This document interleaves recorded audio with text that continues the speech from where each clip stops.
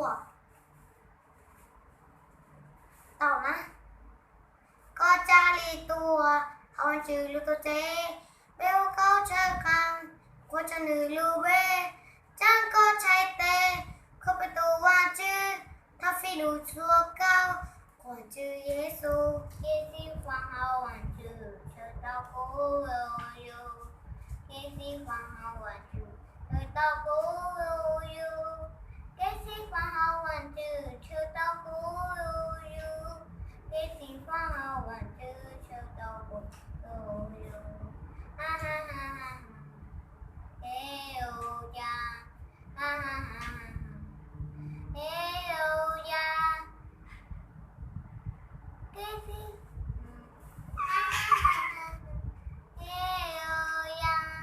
เกสิฟังเอาวันชื่อเชิญตาโกโยโยเป็นวันชื่อตัวลูกก็เป็นวันชื่อตัวลูกก็ตัวนี้ต้องรูปลาแต่หูก็คงเชื่อตาเป็นวันชื่อตัวลูกก็โฆษณานี่เกสิฟังเอาวันชื่อเชิญตาโกโยโยเกสิฟังเอาวันชื่อเชิญตาโกโยโยเกสิฟังเอาวันชื่อเชิญตาโกโยโยเกสิฟังเอาวันชื่อเชิญตาโกโยโยฮ่าฮ่าฮ่าฮ่าฮ่าฮ่าฮาเลลูยาฮ่าฮ่าฮ่าฮ่าฮาเลลูยาฮ่าฮ่าฮ่าฮ่าฮาเลลูยา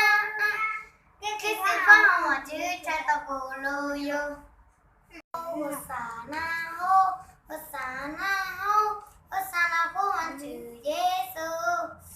โอสานาโฮโอสานาโฮ